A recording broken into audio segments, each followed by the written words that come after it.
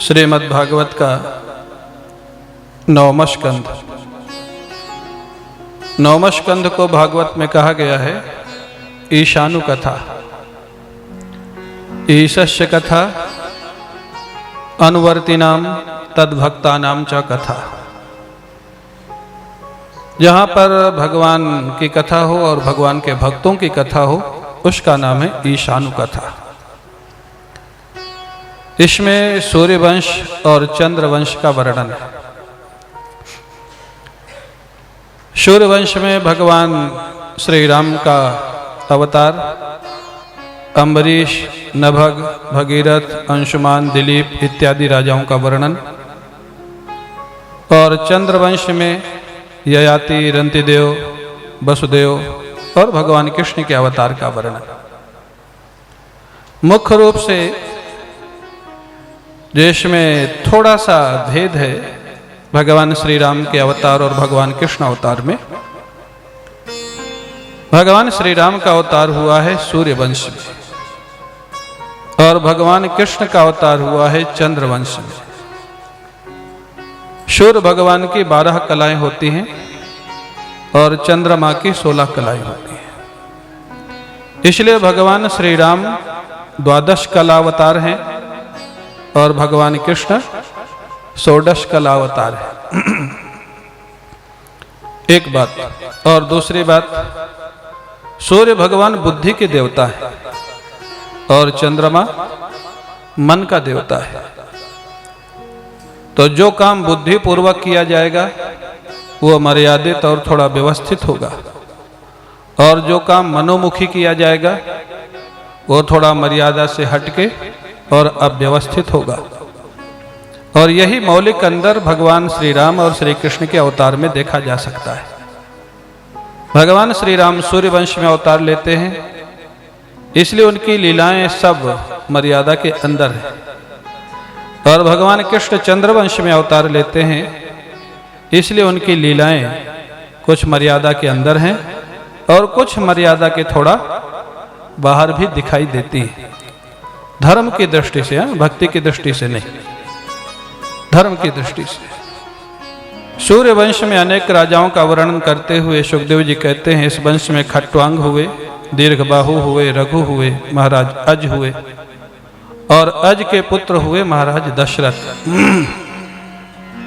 दशरथ जी की 3 रानियां हैं, आप लोग जानते हैं, कौशल्या, कैकेयी और सुमित्रा। दशरथ जी का चौथापन आ गया। चौथापन माने 75 के बाद की अवस्था, लेकिन उनको कोई संतान प्राप्ति नहीं हुई। क्योंकि महाराज दशरथ क्यों नहीं हुई? दशरथ जी और कौशल्या जी तो पिछले जन्म में साधना कर चुके थे, स्वयंभू मनु और शतरूपा के रूप में, और पिछले जन्म में ही उनको वरदान प्राप्त हो चुका था कि मैं तुम्हारा पुत्र बन के आऊंगा। फिर इतना समय निकल गया, ठीक समय में भगवान क्यों नहीं आए? हमारे गुरु जी कहते हैं कि जब पाने की लालसा तीव्र होती है तब पाने का आनंद अलग होता है। हा? आपको प्यास लगी हो फिर पानी मिले तो पानी का आनंद अलग आएगा। भूख लगी हो फिर भोजन मिले तो भोजन का आनंद अलग आएगा। और आप खूब डट के खाए हुए हैं, फिर कोई खिलाने लग जाए तो आनंद नहीं आएगा। हा? तो महाराज दशरथ को अभी तक उतनी तीव्र लालसा हुई नहीं, क्योंकि उनको मालूम था पुत्र बन के भगवान आने वाले। भगवान भी देख रहे थे जब तक व्याकुलता नहीं होगी तब तक जाने का आनंद नहीं होगा। और तब वो जब देखा कि चौथापन आ गया, अब कब होगा? तब वो व्याकुलता उनके हृदय में जागृत होती है। व्याकुलता, लालसा, एक खालीपन।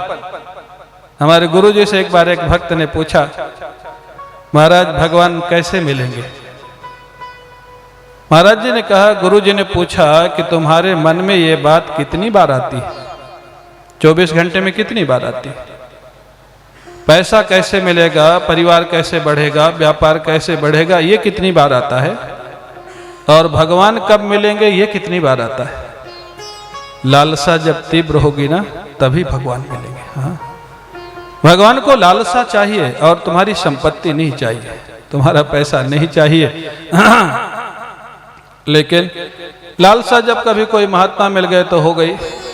कलकत्ता में एक व्यक्ति ने महाराज जी से पूछा, गुरुजी भगवान को पानी की चाह है लेकिन मिलते नहीं। अब गुरुजी तो बड़े विनोदी भी थे, जवाब ऐसा दिया कि विनोद भी था और सही भी था। बोले चाह तो है लेकिन काफी नहीं है। चाय और काफी बोले चाह तो है लेकिन काफी नहीं। काफी माने इनफ नहीं, हाँ पर्याप्त नहीं। जैसी चाह होनी चाहिए। हमारे गुरुजी मुमुक्षा के लिए तो दृष्टांत दिया ही गया है कि शिष्य ने पूछा, गुरुजी मुमुक्षा क्या होती है? बोले चलो नर्मदा जी स्नान करके आते हैं फिर बताएंगे। ले गए नर्मदा जी। अब गुरुजी थोड़ा हेल्दी थे, हृष्ट पुष्ट शरीर। शिष्य को पकड़ा, नर्मदा जी में डुबोया। अब वो निकलने के लिए छटपटाए, गुरुजी थोड़ी देर दबाए रहे पानी में। अब वो निकल के भागा छटपटा के कि मेरा प्राण चला जाएगा। बाहर निकले, गुरुजी क्या कर रहे थे? मार डालेंगे? बोले मार नहीं रहा था, प्रश्न का जवाब दे रहा था। बोले ऐसा भी कोई जवाब होता? जान चली जाती मेरी। हा? बोले नहीं, तुम पूछ रहा था ना मुमुक्षा कैसी होती, मुक्त होने की इच्छा। बोले जिस समय में तुमको पानी में दबाए हुए था उस समय दुनिया में और कुछ याद आ रहा था छूटने के अलावा? बोले नहीं। बोले ऐसी जब तीव्र इच्छा होगी तब गुरु उपदेश देंगे, तब भगवान की अनुभूति हो जाए। इसका नाम है मुमुक्षा। मुक्तुम इच्छा, मुमुक्षा तो लालसा। हमारे गुरु जी कहते हैं कि लालसा जब होगी ना, एक रिक्तता होगी, एक चाह होगी। भगवान की चाह होती कहाँ है? कई बार सत्संग में आ गए, महात्माओं में आ गए, पूछ दिया महाराज भगवान कैसे मिलेंगे, और जब सत्संग से निकल गए, ठीक है जो काम है वो चल ही रहा है। भगवान मिले तो ठीक है, नहीं मिले तो भी ठीक है, काम तो चल ही रहा है। तो भगवान की इच्छा होगी तो मिल लेंगे। तो ऐसे नहीं होता है। लालसा तीव्रता जब होती है, भगवान देखते हैं वास्तव में इसको चाह है, मेरी चाहता है, तो भगवान प्रकट होते हैं। और वो चाह प्रकट हो गई महाराज दशरथ के चित्त में। गोस्वामी जी महाराज ने लिख दिया रामचरितमानस में, एक बार भूपति मन माही भई गलानि मोरे सुत नाहि। ग्लानि हो गई, अत्यंत कष्ट हो गया। और वशिष्ठ जी के पास जाते, निज दुख सुख सब गुरु ही सुनायो, कहीं वशिष्ठ बहु विधि समझायो। धरहु धीर होई हहि सुतचारी, त्रिभुवन विदित भगत भयहारी। धैर्य धारण करो महाराज, एक नहीं चार होंगे, सारे संसार में तुम्हारा यश विस्तार करेंगे। दशरथ जी ने कहा धैर्य धारण करने का समय निकल गया, शीघ्र करिए, अब हमसे रहा नहीं जाता। जब रहा नहीं जाएगा तभी ठाकुर जी आते हैं। हाँ, तुरंत पुत्रेष्ठ याग कराया श्रृंगी ऋषि को बुला करके, और अग्निदेव प्रकट हुए। ऐसा सफल यज्ञ था। अग्निदेव ने चरु प्रसाद दिया, रानियों को दे दीजिए। महाराज दशरथ ने आधा हिस्सा कौशल्या जी को दिया, आधे के 2 हिस्से किए, एक हिस्सा कैकेयी जी को दिया। 1/4 के 2 हिस्से हुए, कैकेयी और कौशल्या जी ने सुमित्रा जी को दे दिया। सभी देवियों के गर्भ में भगवान अंशों के साथ प्रवेश करते। हाँ, स्वयं भगवान भी आते हैं, शेष भगवान आते हैं। हाँ, शंख के अवतार, सुदर्शन चक्र के अवतार शत्रुघ्न लाल जी, और भुजा या शंख के अवतार भरत लाल जी। हाँ, शेषावतार लक्ष्मण जी। अंशों के सहित सभी देवियों के गर्भ में भगवान प्रवेश करते। एक संत ने हमारे गुरु जी से पूछा, क्या भगवान गर्भ में आते हैं? गर्भ में इतना कष्ट होता है और इतने कष्ट की जगह है, अपवित्र जगह है, क्या भगवान भी वहां आते हैं? गुरुजी ने कहा कि जो भगवान भक्त के लिए गर्भ में नहीं आ सकता वो भगवान ही नहीं हो सकता है। हाँ? जो भक्त के लिए कहीं भी आ सकता है उसी का नाम भगवान होता है। हाँ? अवतार, अवतार उसी को बोलते हैं। अवति भक्तान तारयति दुष्टान इति अवतारः। हाँ? जो भक्तों की रक्षा करते हैं और दुष्टों का भी उद्धार करते हैं। तारयति दुष्टान, अवश्चासोतारश्चा अवतारा। महाराज जो अवतार कौन है? और अवतारणम अवतारा, अवतार किसको बोलते? बोले उतारने को, अवतारणम अवतारा। अरे भक्त कहीं गिरा हुआ है नीचे गड्ढे में, भगवान बोले तू यहां तक आ जा तब मेरे पास आएगा। अब वो उठ ही नहीं पा रहा तो आएगा कहां से? उस भक्त को उठाने के लिए भगवान कुएं में भी निकल जाएं, गड्ढे में भी उतर जाएं, उसका नाम होता है अवतार। अवतार उसको बोलते हैं अवतार। तो जैसे भगवान गर्भ में आए, महाराज जी से किसी ने पूछा क्या भगवान गर्भ में आते हैं? बोले जो गर्भ में नहीं आते वो भगवान ही कैसे हो सकते? जो प्रेमी के लिए, भक्त के लिए अवतरणम अवतारा, जो उतर के नीचे आ जाए उनका नाम अवतार है। महाराज गर्भ में आ गए, चैत्र का महीना था, शुक्ल पक्ष था, नवमी तिथि थी, मध्याह्न का समय था, दिन के 12 बजे। भगवान श्री राम दिन के 12 बजे आते हैं क्योंकि राजाधिराज। और आगे जो रात्रि के 12 बजे आवे वो जो दिन में 12 बजे घूमे वो राजाधिराज, और जो रात्रि में 12 बजे घूमे वो चौराधिराज। चौरागर गण्यम।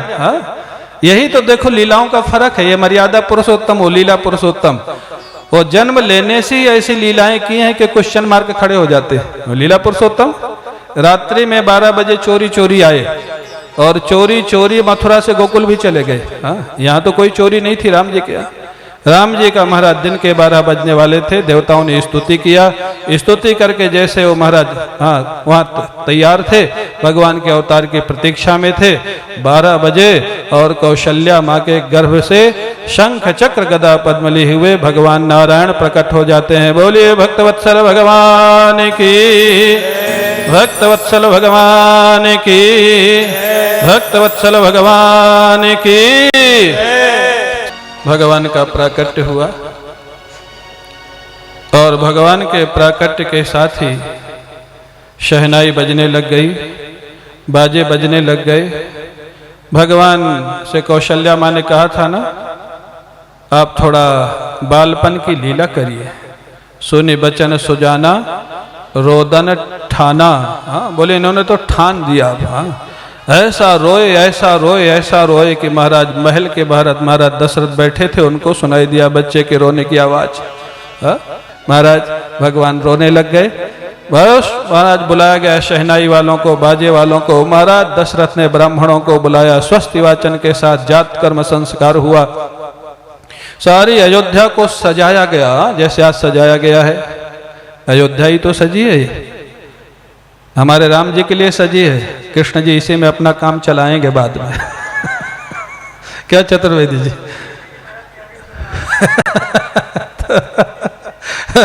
क्योंकि अब हम मंच पे हैं चतुर्वेदी जी, अब नीचे तो बोल नहीं सकते, माइक नहीं है उनके पास, हम कुछ भी बोले हम। तो अयोध्या को सजाया गया, बड़ा भारी उत्सव मनाया जाने लग गया। भगवान शंकर हमेशा कैलाश में कथा कहते। भगवान शंकर जब भी भगवान राम का या भगवान कृष्ण का अवतार होता है, कथा छोड़ के आ जाते हैं जन्मोत्सव देखने के लिए। जैसे हमारे पूज्य बाबा जी आए हुए। महापुरुषों का ये स्वभाव होता है। भगवान शंकर सोचे चलो आज ठाकुर का अवतार हुआ है, बाल रूप में उनका दर्शन करें। रो रहे हैं माँ की गोद में, लेकिन ऐसे कोई जाने नहीं देगा। भोले बाबा की वेशभूषा ऐसी, सांप लगाए हुए, भभूति लगाए हुए, कौन जाने देगा अंदर। भोले बाबा ने ज्योतिषी का रूप बनाया। बड़ा अच्छा उपाय है रोहित जी। ज्योतिषी बन जाओ, सब घरों में प्रवेश मिल जाता है। सबके कोई ना कोई प्रॉब्लम होती है। सबके ऊपर कोई ना कोई ग्रह बैठा ही होता है, नहीं बैठा होता तो हमारे पंडित लोग बैठा देते। महाराज वो ज्योतिषी बन करके गए भगवान शंकर। और काग भुसुंडी देखो नाराज, रोहित जी को हम इसलिए बोल देते हैं कि नाराज नहीं होते हमसे। काग भुसुंडी जी को शिष्य बना लिया और भोले बाबा ज्योतिषी का वेश बना के गए। अब वो पहुंच गए महाराज दशरथ के महल के सामने। मैया लाला का दर्शन करा दे। और मैं बता दूं लाला का भविष्य क्या है। अब मैया ने देखा ये चौथेपन में तो बालक हुआ, ये बाबा जी लोग आजे से आना शुरू कर दिए। ये बाबा जी लोगों को भी चैन नहीं। मैया ने मना कर दिया, नहीं नहीं अभी नहीं दर्शन कराऊंगी, बाद में आना। शंकर जी तो बड़े उत्साह से गए थे। निराश होकर थोड़ा लौट रहे, राम जी ने देख लिया। हाँ, अब राम जी का शंकर जी का तो संबंध कोई कह ही नहीं सकता, कितना प्रेम का संबंध। राम जी समझ गए मैया नहीं आने देंगे अगर हम कुछ नहीं करेंगे। राम जी ने रोना शुरू कर दिया। जैसे शंकर जी को लौटाया, राम जी ने और रोना शुरू किया, हो चुप ही ना हुए, सारे उपाय कर लिए, हो जोर जोर से रोए।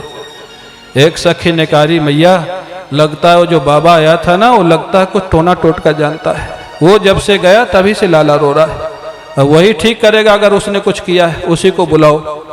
कौशल्य जी ने कहा तो बुलाओ जल्दी। वो सखी दौड़ी दौड़ी गई, चलो चलो मैया बुला रही है, लाला रो रहा है। शंकर जी सामने से समझ गए मैया नहीं बुला रही, लाला ही ने कुछ किया है।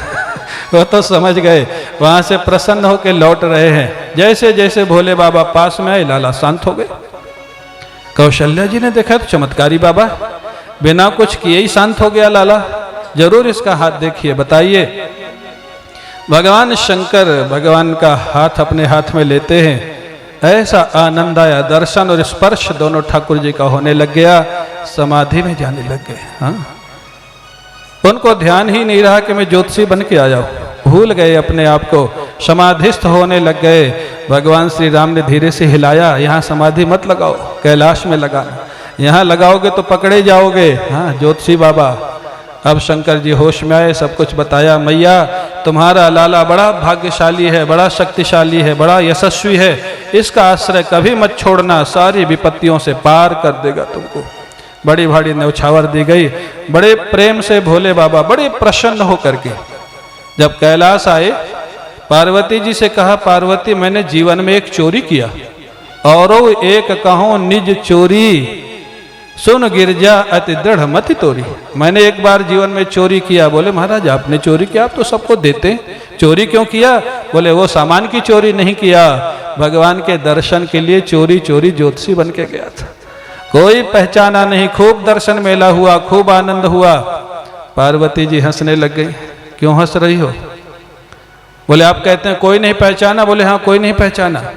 बोले आपको मैया ने एक बार लौटा दिया था ना? बोले हाँ लौटा दिया तो दिया था। बोले फिर आपको एक सखी बुलाने गई थी, आपको वापस बुलाने के लिए? बोले हाँ गई थी। बोले वो तो मैं ही थी। वो मैं थी, मैंने ही मैया को सलाह दिया था कि बाबा ने रुलाया, बाबा समझाएगा, मैं नहीं होती तो आपको दर्शन नहीं होता, आप जानते हो, कोई नहीं जानता। अरे तुम वहां कैसे पहुंच गए? बोले आप कथा छोड़ के आप चले गए तो मैं इधर से सखी बन के चली गई, आप तो बाहर से गए, मैं तो महल में ही शामिल हो गई सखियों में, मैंने ज्यादा दर्शन किया। हा? बोले बाबा हंसने लग गए। ऐसे भगवान श्री राम का जन्मोत्सव 1 महीने मनाया गया, 1 महीना राम जी का जन्मोत्सव मनाया गया, और कृष्ण जी का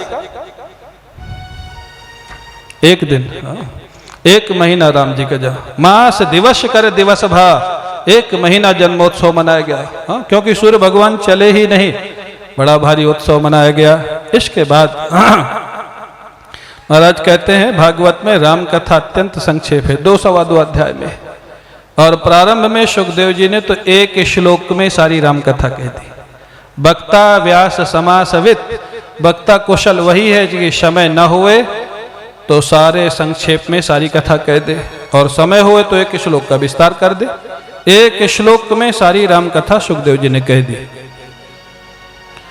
गुरुवर थे त्यक्त राजो व्यचरदन वनम पद्म पदभ्याम प्रियाया, पाणिस्पर्शा क्षमाभ्याम रजित पथरुजो यो हरीन्द्रानुजाभ्याम, वैरूप्याच्छूर्पणख्याः प्रिय विरहदुषारोपित भ्रूविजम्भ, त्रस्ताब्धिर्बद्ध सेतुः खलदवदहनः कौसलेन्द्रोऽवतान्नः। भगवान श्री राम कैसे हैं? गुरु अर्थे त्यक्त राज्य, जिन्होंने पिता का आदेश पा करके अगले दिन राज्याभिषेक होने वाला था, लेकिन राज छोड़ करके वनवास स्वीकार कर लिया। ऐसे आज्ञाकारी पुत्र भगवान श्री राम। बोले अपनी धर्म पत्नी जानकी जी और लक्ष्मण जी के साथ वन वन में बिना पादत त्राण के यात्रा किया।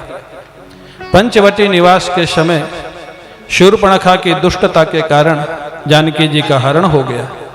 भगवान अत्यंत व्यथित होकर के करुण क्रंदन करते, सुग्रीव से मित्रता हुई हनुमान जी से मिलन हुआ, समुद्र में सेतु बनाया गया और निशाचरों के सहित लंका में रावण का जाकर के संहार किया, जानकी जी को वापस ले आए और अयोध्या में उनका राज्याभिषेक हो गया।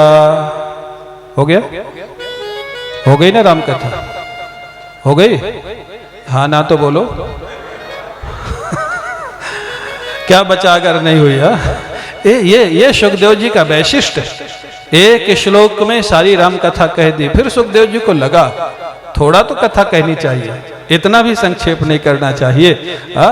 लेकिन यहाँ पर एक विलक्षण बात है, सुखदेव जी ने भरत चरित्र को स्पर्श नहीं किया भागवत में, जबकि राम कथा का भरत चरित्र प्राण है। लेकिन सुखदेव जी ने भरत चरित्र को स्पर्श क्यों नहीं किया? जीव गोस्वामी जी ने अपनी टीका में लिखा, सुखदेव जी जानते थे अगर भरत चरित्र को स्पर्श करूंगा तो फिर राम कथा का ही विस्तार हो जाएगा, कृष्ण कथा के लिए समय रहेगा नहीं। भरत चरित्र ऐसा गंभीर चरित्र है जहां एक बार जाने के बाद जल्दी लौटना मुश्किल होता है।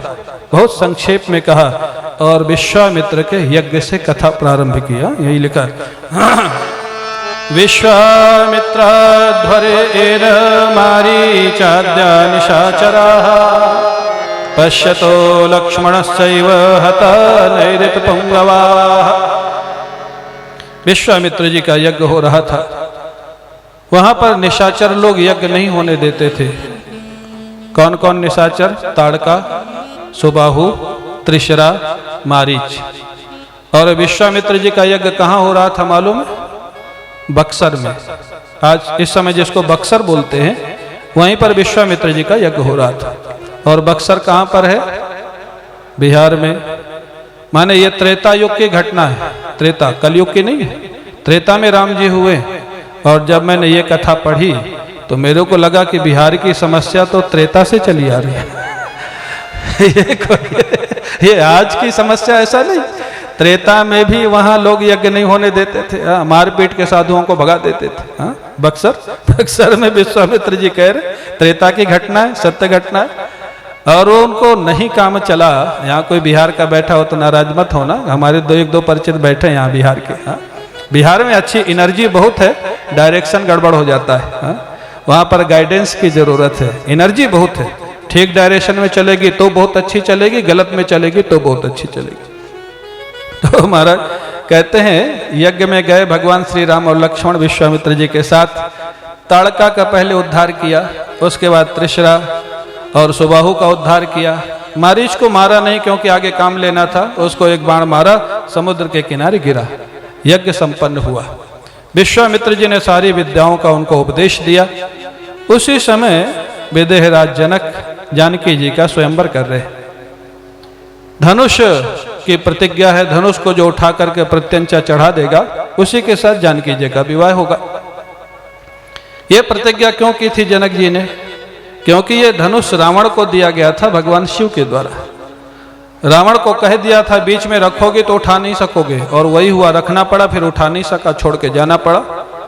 उस धनुष को बाल्यावस्था में जानकी जी ने उठा के एक जगह से दूसरी जगह रख दिया था।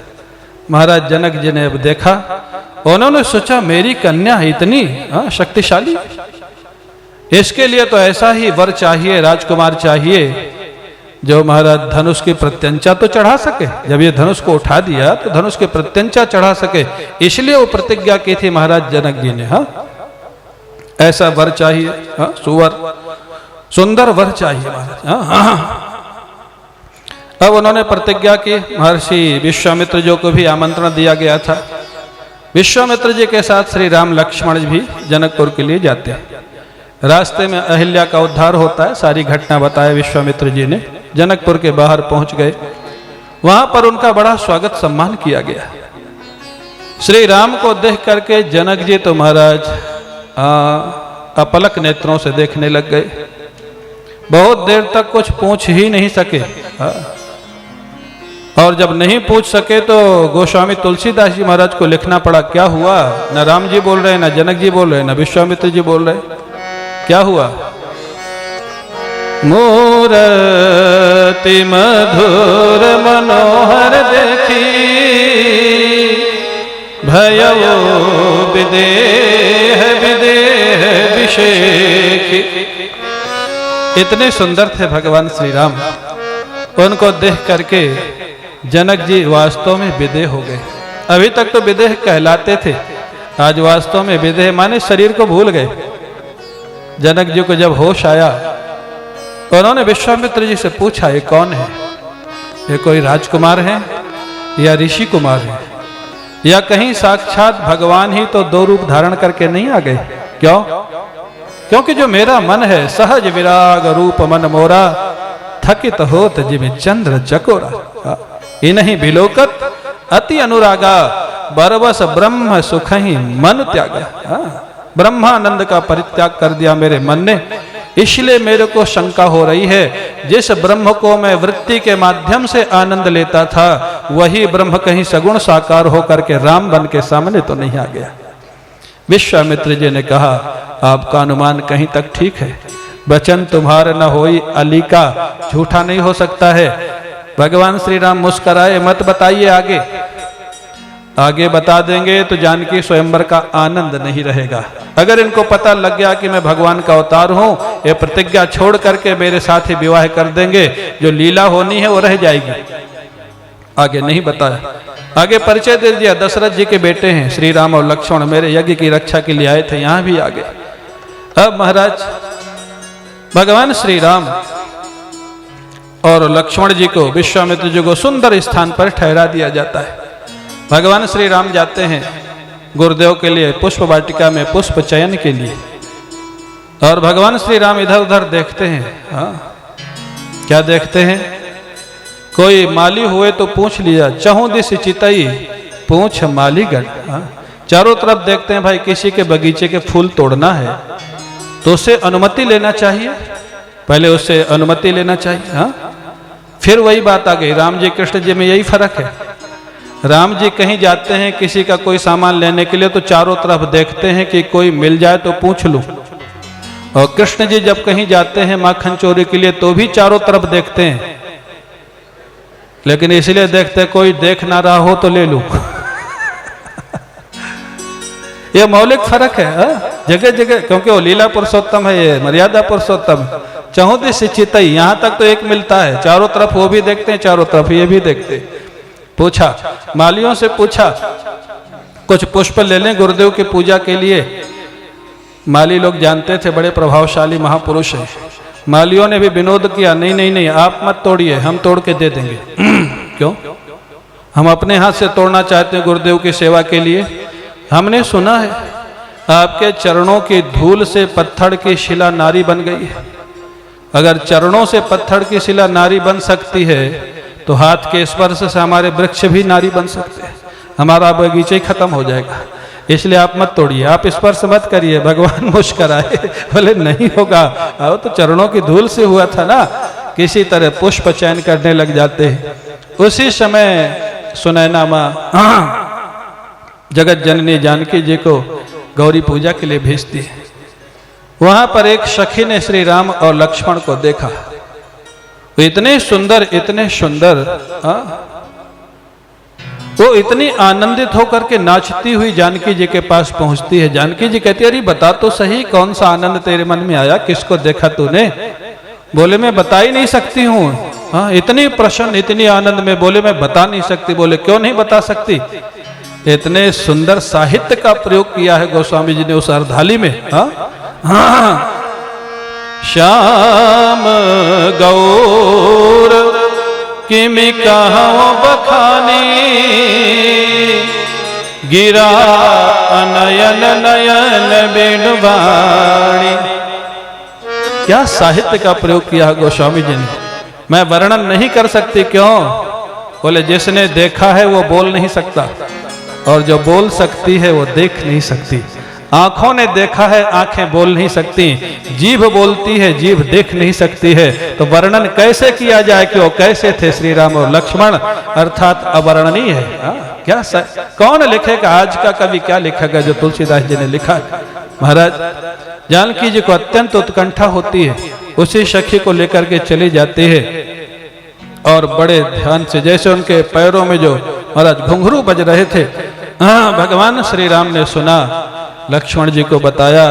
लगता है यही जानकी जी हैं जिनके लिए धनुष यज्ञ हो रहा है। लक्ष्मण भगवान श्री राम के नेत्र चकोर हो जाते हैं जानकी जी के श्रीमुख को देख करके। लक्ष्मण जी से कहते हैं मेरा मन कभी इधर उधर जाता नहीं, लेकिन जानकी जी को देख करके क्यों आकर्षित हो रहा है मेरे को भी पता नहीं। कितना निश्चल स्वभाव है राम जी का।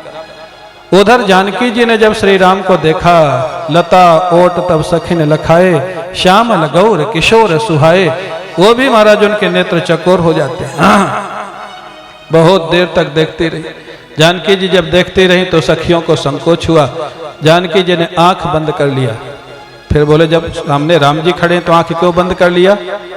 लोचन मग राम ही और आने दिन हो, पलक कपाट सयाने।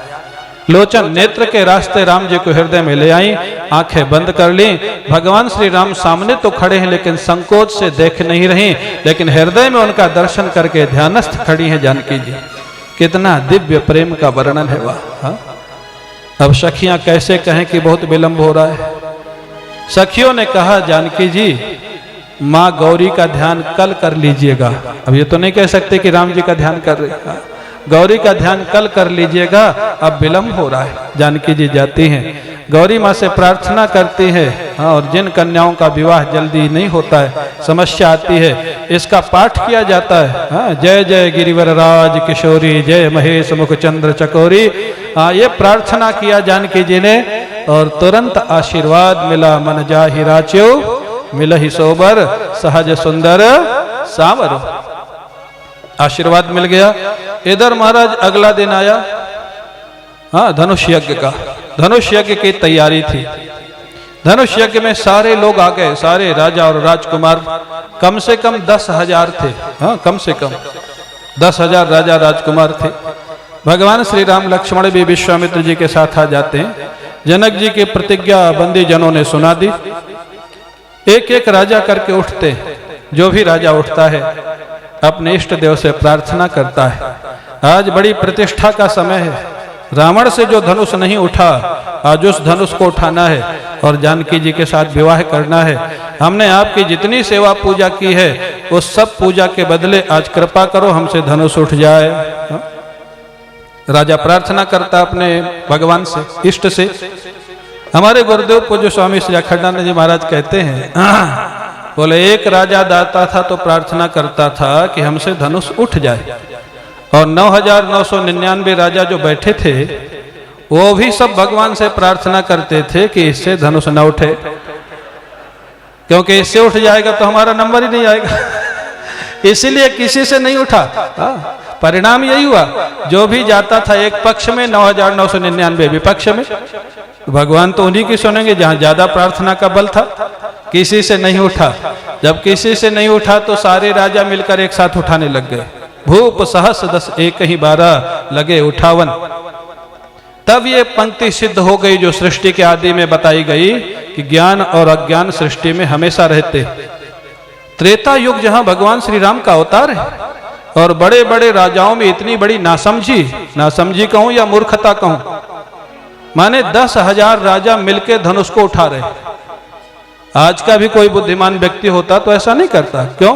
अगर 10,000 से उठ भी जाता तो समस्या तो जहां की तहां बनी रहती। शादी किसके साथ होती? विवाह के लिए तो फिर झगड़ा होता। तो 10,000 माने बेवकूफी उस समय भी थी। सृष्टि जब से बनी है तब से चल रही है। सतयुग में, त्रेता में, द्वापर में और आज भी। ये ज्ञान और अज्ञान, समझदारी और बेवकूफी हमेशा रहते। उस समय भी थी। अब महाराज 10,000 मिलके उठा रहे, नहीं उठा। जब किसी से नहीं उठा तो विश्वामित्र जी ने श्री राम से कहा, उठो राम भंजो भव चापू, मेटहु तात जनक परितापू। उठो राम, अब समय हो गया है। पहले क्यों नहीं कहा? पहले कह देते तो भी राम जी उठा देते, लेकिन पहले उठा देते तो राजा लोग दावा करने लग जाते, हमको अवसर नहीं दिया गया, नहीं तो हम भी उठा देते। अब कोई राजा दावा नहीं कर सकता है। भगवान श्री राम धीरे धीरे जा रहे हैं। जानकी जी की मां सुनैना के हृदय में वात्सल्य उमड़ रहा है। सुनैना जी कहती है, इस बच्चे को रोको, बड़े बड़े राजाओं से जो धनुष नहीं उठा। ये भगवान श्री राम की आयु थी 15 साल की उस समय। ये सांवरे सलोने बालक को कोई रोकता क्यों नहीं है? धनुष की चोट लग जाएगी इसको। धनुष की चोट लग जाएगी। जानकी जी प्रार्थना करती हैं भगवान शिव से, माँ पार्वती जी से, गणपति से, अंत में धनुष से प्रार्थना कर देती, अरे धनुष, श्री राम की कोमलता को देख के तू हल्का हो जाना, अपनी कठोरता इन दुष्ट राजाओं पे डाल देना, तू हल्का हो जा जिससे राम जी उठा लें। जानकी जी भगत जगत जननी जानकी जी, लेकिन वात्सल्य का प्रेम में ऐश्वर्य छिप जाता है। सब प्रार्थना कर रहे हैं, भगवान श्री राम ने देखा ज्यादा विलंब नहीं करना चाहिए, जानकी जी अत्यंत व्याकुल हो रही है। भगवान श्री राम ने गुरुदेव को मन ही मन प्रणाम किया वहीं से, और महाराज लेत उठावत खींचत गाढ़े काहू न लखा, गोस्वामी जी लिखते हैं, इतनी आसानी से धनुष को उठाया जैसे हाथी का बच्चा गन्ने को उठा देता है, ऐसे आसानी से उठाया, प्रत्यंचा चढ़ाई, थोड़ा सा झटका दिया, भयंकर शब्द हुआ, धनुष टूट जाता है, धनुष भंग हो जाता है। बोलिए सियावर रामचंद्र, प्रेम से बोलिए सियावर रामचंद्र भगवान की जय। जैसे धनुष टूटा, महाराज मेघमाला गर्जना करने लग गई, सागर की लहरें उठने लग गईं, परशुराम जी की समाधि टूट गई, भयंकर शब्द हुआ, और इधर देवता लोग आकाश से फूलों की वर्षा करने लग गए, धुंध भी बजने लग गई। ताली बजा लो आप लोग। सुनैना जी अत्यंत प्रसन्न हो जाती हैं, अरे हम जो चाहती थी वही हो गया। भरोसा तो नहीं था कि बालक उठा लेगा, लेकिन उठा लिया। जानकी जी अत्यंत प्रसन्न है। सुनैना जी ने जानकी जी के हाथ में जयमाला दी, जाओ बेटी जयमाला डालो, हम जो चाहती थी वही हुआ। जानकी जी सखियों के साथ धीरे धीरे जा रही, भगवान श्री राम प्रतीक्षा कर रहे। जानकी जी पास में पहुंच गई।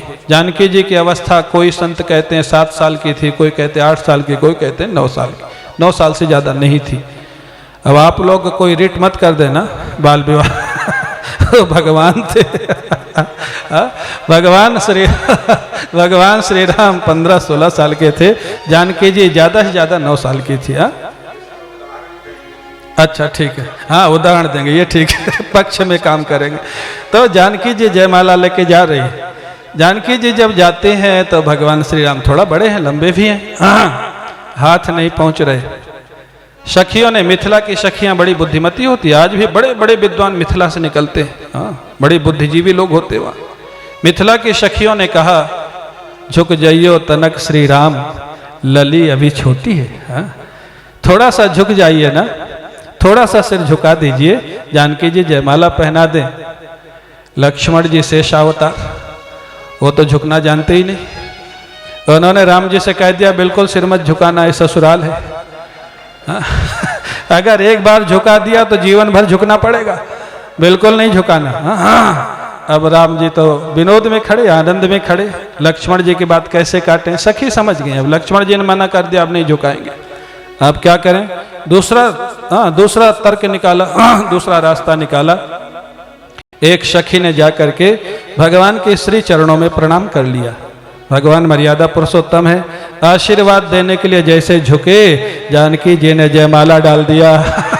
लक्ष्मण जी खड़े खड़े देखते रह गए, अब उनका कुछ चला नहीं हुआ। ये मिथिला की बुद्धिजीवी सखियां। महाराज सीताराम जी महाराज का विवाह हो गया। अब उसके बाद जो विवाह तो जयमाला के साथ संपन्न हो गया, बाद में महाराज दशरथ जी को निमंत्रण देके बुलाया गया। कुशध्वज और जनक जी के 2-2 बेटियां थी, 4 बेटियां थी, 4 उनके राजकुमार थे। उन्होंने निवेदन किया कि महाराज समधि, ऐसा संबंध दूसरा नहीं मिलेगा।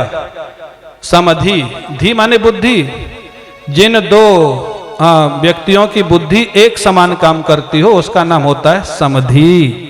समधि जानते हैं नहीं? समधि जानते कि नहीं? समधि शब्द का अर्थ होता है धी माने बुद्धि, सम माने एक जैसा व्यवहार हो, एक जैसा स्टेटस हो, उसको बोलते समधि। बोले ऐसा संबंध नहीं मिलेगा। क्यों? जनक जी हैं ज्ञान प्रधान, उनके यहाँ भक्ति देवी ने अवतार लिया है, ज्ञान और भक्ति मिलकर के बराबर हो गए, पूर्ण हो गए। दशरथ जी का जीवन है भक्ति प्रधान, वहां ज्ञान स्वरूप श्री राम ने अवतार लिया है, वहां भी ज्ञान भक्ति मिलकर के बराबर हो गए। हाँ, समधि देखे हम आजू, महाराज आदेश दीजिए। अब उन्होंने स्वीकार कर लिया। महाराज दशरथ ने 4 पुत्रों का विवाह 4 कन्याओं के साथ संपन्न हो गया।